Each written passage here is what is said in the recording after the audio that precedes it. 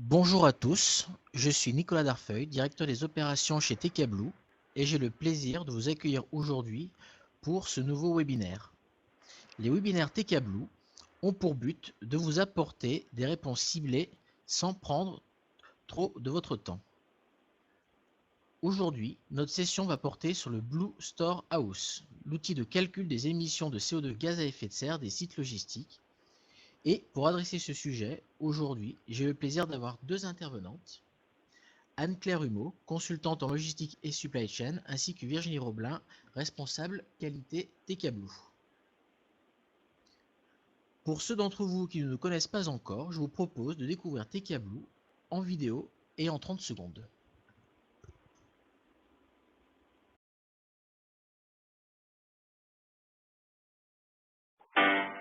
Chaque jour, votre entreprise déplace des marchandises. Vous cherchez à en optimiser les coûts, en améliorer la qualité, tout en respectant l'environnement.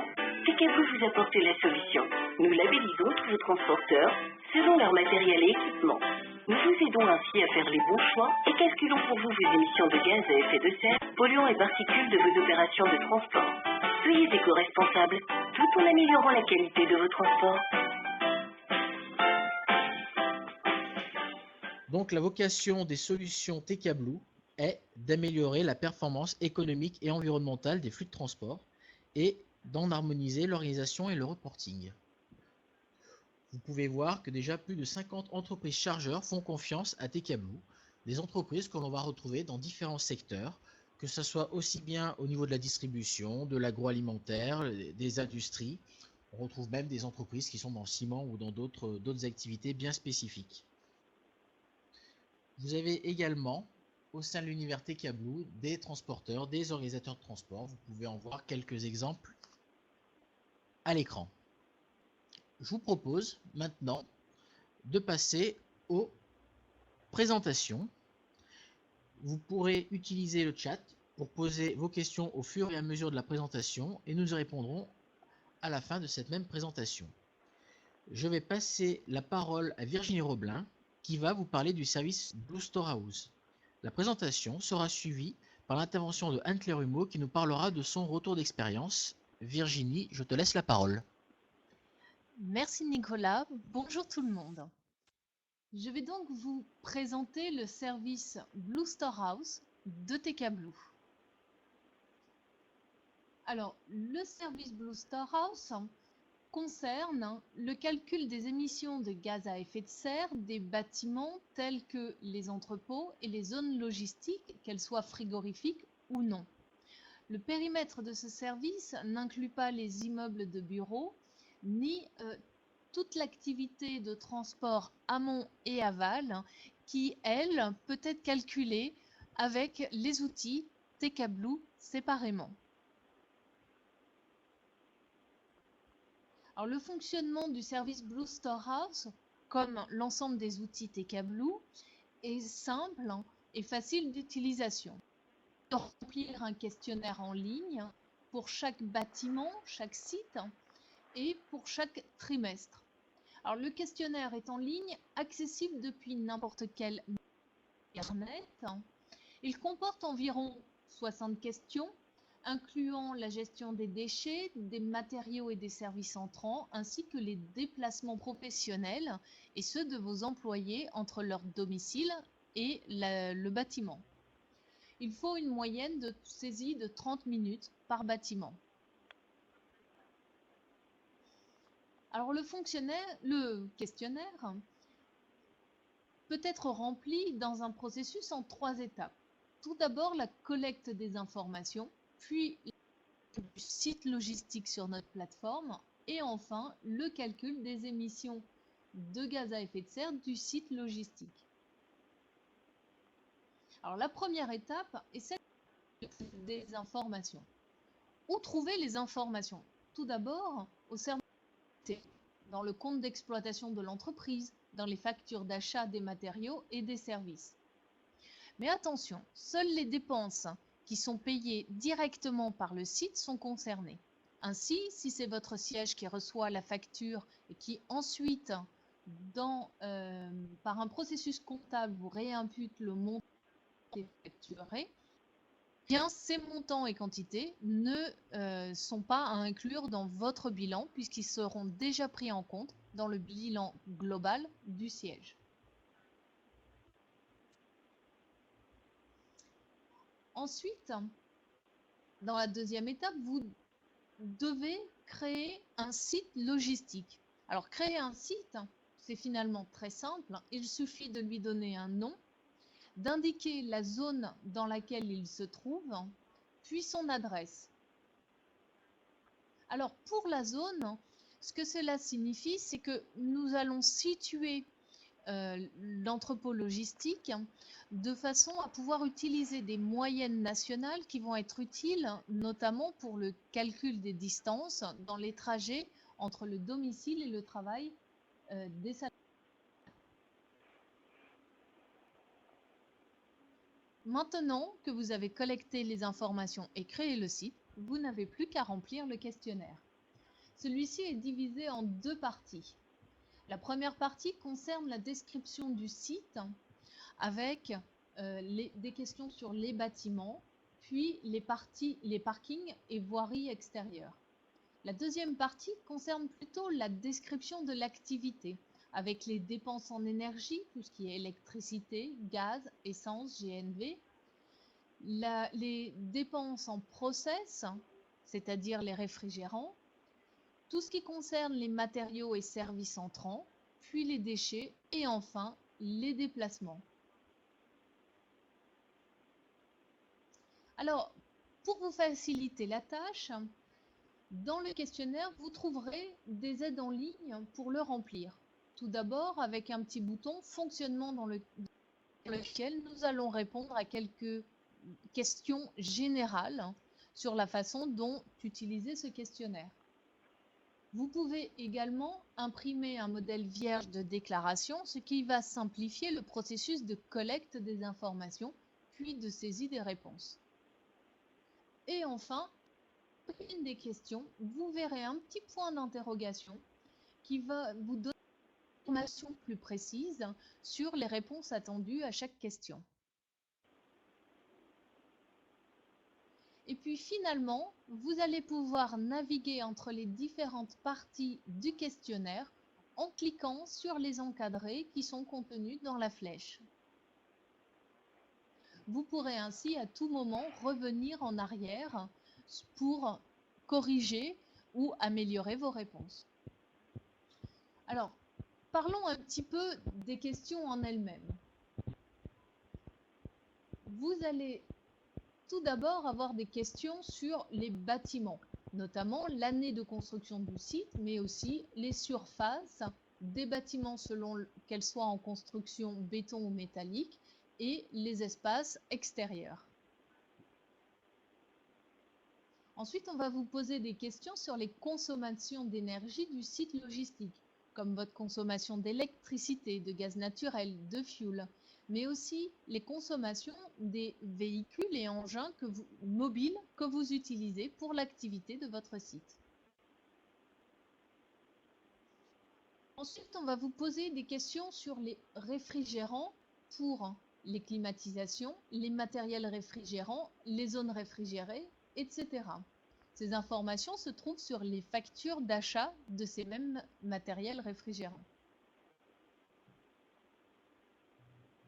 On va ensuite vous poser des questions sur les matériaux entrants selon leur composition, tout ce qui est métal, bois, verre, plastique, carton et papier. Puis sur les services achetés pour le fonctionnement du site. Alors ces services achetés, ça fait partie des assurances, des services bancaires, mais aussi des services d'imprimerie, de publicité. Tout ça, toutes ces activités générant des émissions de gaz à effet de serre que vous devez inclure dans votre bilan global. Mais sont aussi à prendre en compte les machines et les équipements, mais aussi la réparation de ces machines et de ces équipements. On va vous poser ensuite des questions sur les déchets, les quantités de déchets que vous allez recycler, que vous compostez, que vous incinérez ou tout simplement que vous mettez en décharge. pourquoi est-ce qu'on fait une distinction entre ces différents types de déchets? Eh bien, tout simplement parce que, par exemple, les déchets recyclés ne produisent pas d'émissions de gaz à effet de serre. Par contre, les déchets incinérés en produisent. Et finalement, on va vous poser des questions sur les déplacements des employés entre leur domicile et le site. Afin de vous faciliter la tâche, le questionnaire est pré-rempli avec des moyennes nationales. Vous pouvez bien évidemment les modifier pour refléter la situation réelle de votre entrepôt si vous la connaissez. Finalement, on va vous poser des questions sur les kilomètres parcourus lors des déplacements professionnels, ce qui va vous permettre de les prendre en compte dans votre bilan de gaz à effet de serre.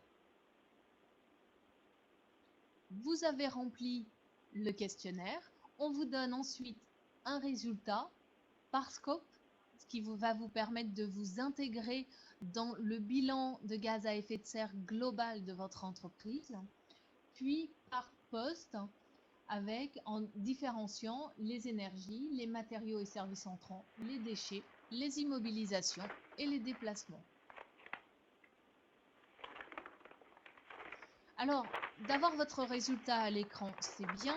De pouvoir l'exporter au format Excel de façon à pouvoir l'intégrer ensuite dans un bilan plus global, c'est encore mieux. Et par conséquent, vous allez pouvoir exporter un bilan de gaz à effet de serre détaillé au format Excel et qui va comprendre tout d'abord un onglet de synthèse avec des graphiques, mais également un onglet par site logistique où vous allez pouvoir comparer les performances d'un trimestre à un autre, mais aussi les performances entre les différents sites. En résumé, le service Blue Storehouse est un outil simple et facile à utiliser pour calculer les émissions de gaz à effet de serre de ces sites, intégrer ces émissions dans le rapport RSE global de son entreprise et finalement benchmarker ses progrès d'une période à l'autre.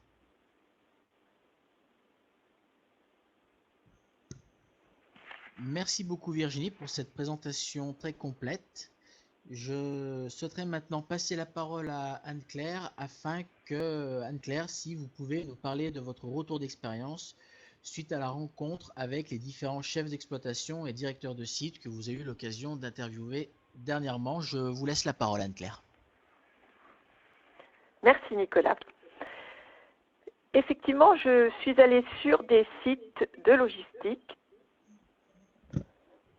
pour faire avec les directeurs de site le travail de première évaluation de leur consommation équivalent gaz à effet de serre. J'ai visité 5 sites de tailles très différentes et sur des produits aussi très différents. La première constatation, c'est que c'est très facile à utiliser. Il y a un petit travail de mise en place pour trouver les données. Une fois qu'on a trouvé les données, il faut compter 10 minutes, un quart d'heure pour remplir le questionnaire.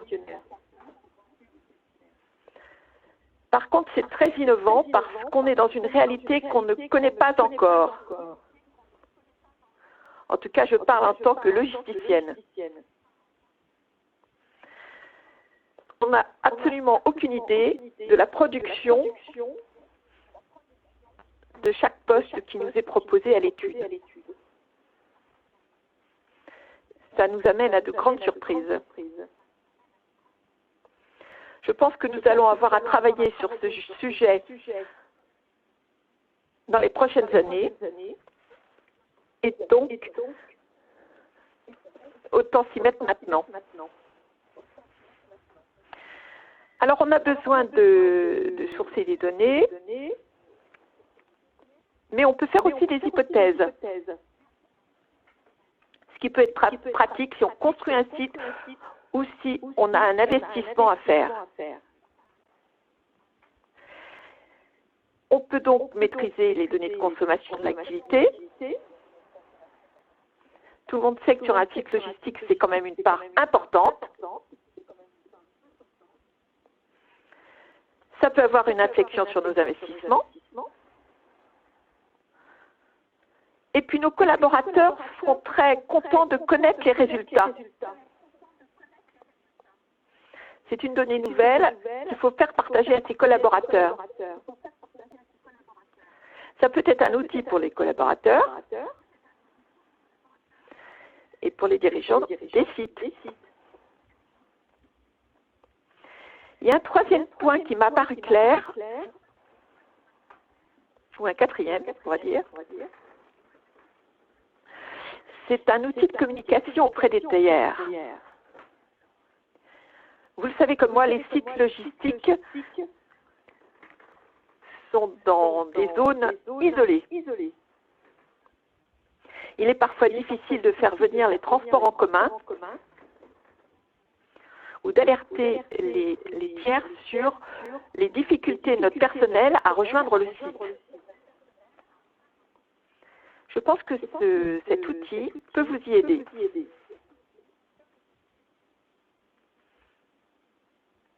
C'est un outil simple et surprenant.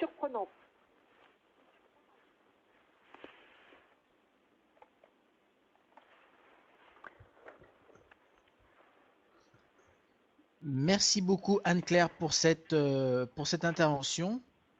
Nous allons désormais voir les différentes questions. Un de nos internautes se pose la question sur la sauvegarde des données saisies. Donc je pense qu'il doit vouloir dire est-ce que l'on peut revenir plus tard, c'est-à-dire qu'on a vu qu'effectivement il y avait un certain nombre de données à remplir tout au long du process. Est-ce qu'à un moment donné, on peut commencer à saisir des données et puis après basculer sur un autre dossier, décider qu'on finira de compléter plus tard ou alors remodifier une partie qui aurait déjà été saisie. Et donc du coup, Virginie, si tu peux nous éclairer. Bien sûr. Alors, vous pouvez à tout moment revenir sur votre questionnaire, rentrer dedans et modifier ou même ajouter de nouvelles réponses.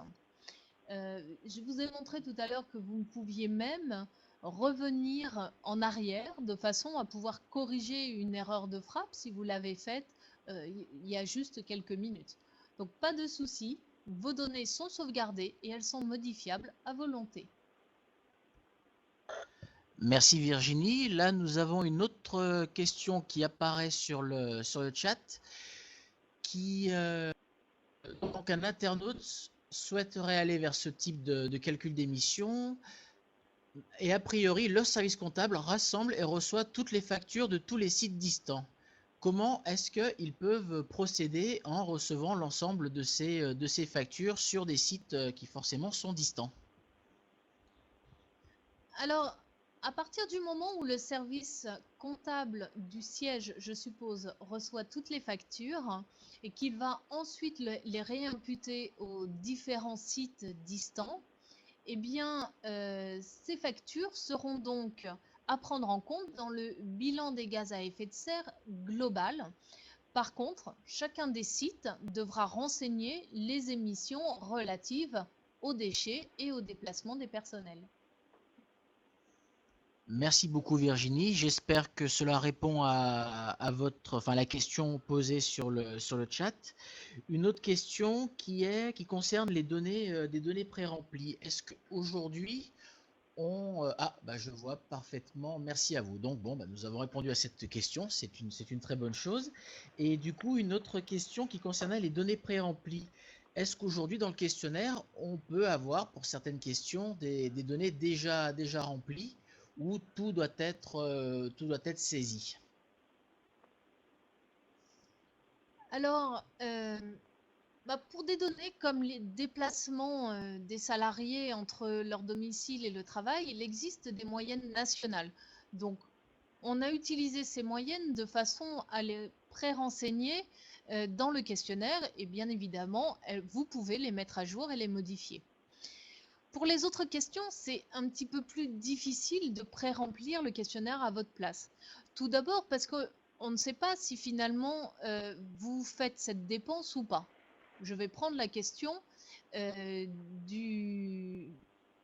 par exemple de l'électricité.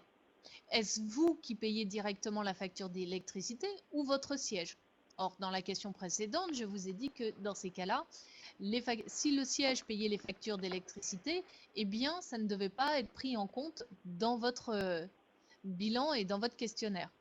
Donc, il n'est pas possible de donner des réponses à l'avance, même des moyennes nationales, pour ces questions.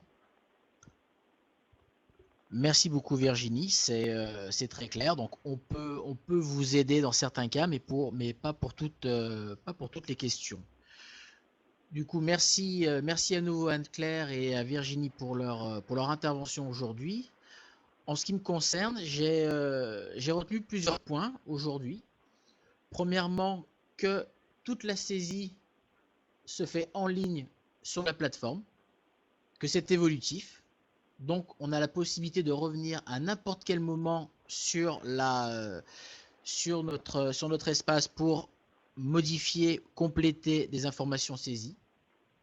J'ai retenu que l'intégration, qu'on pouvait faire une intégration dans le bilan de gaz à effet de serre global, donc dans le BGES, on peut intégrer ces données liées aux émissions de gaz à effet de serre sur site, que c'est d'ailleurs ces émissions aujourd'hui sont calculées et sont segmentées aussi bien par scope, le scope 1, le scope 2, le scope 3, que par poste d'émission. Et donc du coup, cette segmentation et autres permet de pouvoir faire une analyse des résultats beaucoup plus fine. On peut benchmarker les résultats par exemple entre sites. On peut benchmarker les résultats sur un même site en regardant l'évolution. Donc on peut vraiment faire une analyse de plus en plus fine avec cet outil d'analyse des émissions de gaz à effet de serre sur site. Je voudrais vous remercier toutes et tous pour votre attention, vos questions et vos commentaires. Pour rappel, le prochain webinaire se tiendra le 5 avril et il couvrira le sujet de la labellisation des flottes de sous-traitants.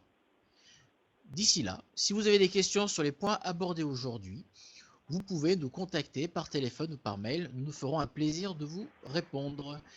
Il ne me reste plus qu'à vous souhaiter à toutes et tous une excellente fin de journée. Merci et au revoir.